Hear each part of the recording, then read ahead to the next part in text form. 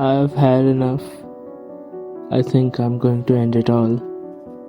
But before I do, I just wanted to share this story so that anyone in the future who have listened to this can be warned. The night began like any other. A quiet evening at home, the hum of my computer filling the small, dimly lit room. The rain outside tapped against the window, a steady rhythm that should have been soothing.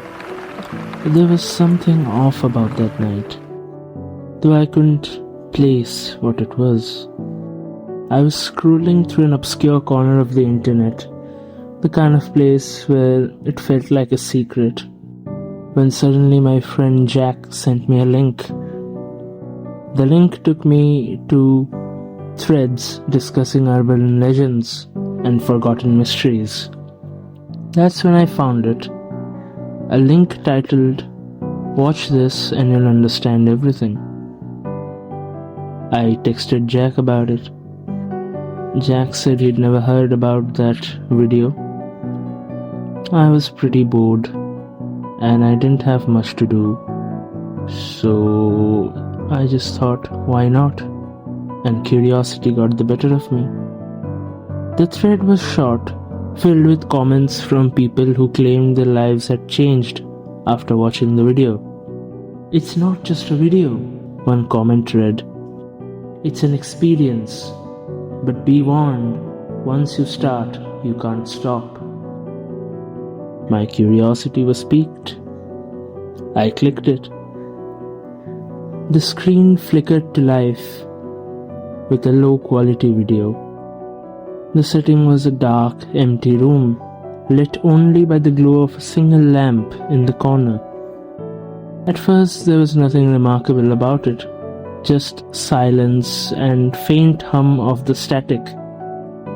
But as the video continued, I started to feel watched. It wasn't anything that I could see, but the sensation was there, prickling at the back of my neck. It had been some time since I was watching the video, when suddenly the camera panned sharply to the side, focusing on a figure in the shadows. It was humanoid, but somehow it wasn't. Something was off. Its limbs were too long, its head tilted unnaturally to one side. I paused the video immediately. A shiver ran down my spine. Something about the way it moved, the way it stood there, felt too real. Against my better judgment, I pressed play again. The figure stepped forward, its face coming into view, except it wasn't a face. It was my face. My exact likeness stared back at me from the screen. Only the eyes were empty voids, and the mouth was stretched into a grotesque smile, ear to ear. My reflection, the one on the screen, raised a hand and started waving. So I slapped my laptop shut immediately. My heart was pounding now. It had to be a trick, some kind of a deep fake algorithm. I just tried to convince myself that whatever was happening wasn't real. But then I noticed a faint reflection on the back of the laptop screen. The video was still playing. That distorted double was still waving, I thought.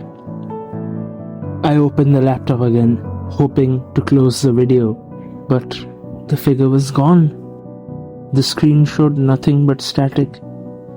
I exhaled a shaky breath, trying to calm my nerves. "It's just a prank, it's just a prank, it's just a prank," I whispered, trying to convince myself. When suddenly, my phone buzzed. A notification from an unknown number. It was a picture of me, sitting at my desk, staring back at my computer. The timestamp showed it had been taken just seconds ago. My blood ran cold. I looked around the room. but there was no one there. The rain outside had intensified. Drumming harder and harder against the glass, and the shadows in the corner of the room seemed deeper now. Then the power went out. My computer screen was the only source of light in the entire room. The static had disappeared as well, replaced by the same room from the video, but this time, I was in it. I could see myself on the screen, standing in my darkened room, frozen in fear. Behind me, in the video, the figure appeared again, stepping out from the shadows. I whipped around, but the room was empty. When I looked back at the screen, the figure was even closer. Its eyes locked onto mine. It pointed at me. Then at the corner of the room, I turned slowly. My breath caught in my throat. Nothing. When I turned back to the screen, the figure was gone.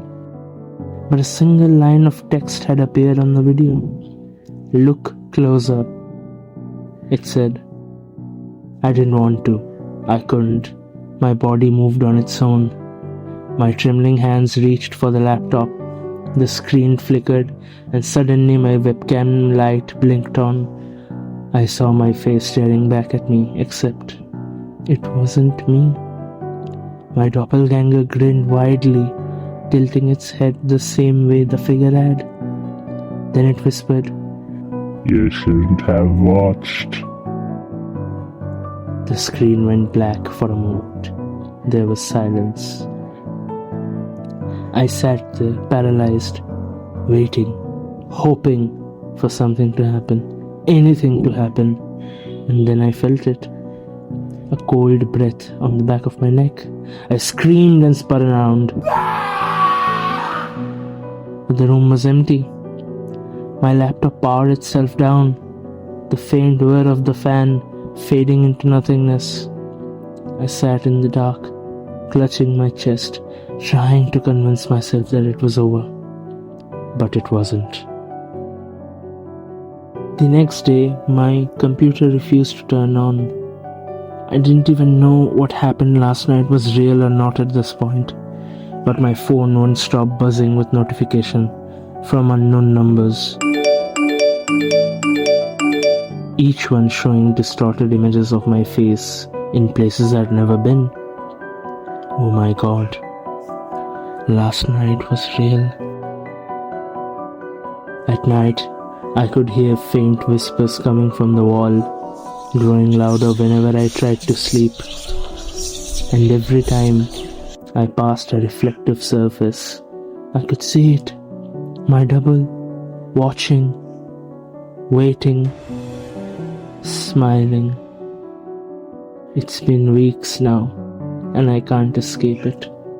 My reflection moves on its own, mocking me, whispering things I can't quite hear. I don't know what it wants, but I know one thing. It all started with that video. I don't know how long I can endure this. I think my time has come. But this is my warning to everyone. If you ever see a link promising to show the truth, promising to change your life, don't ever click it. There are some things that aren't meant to be watched.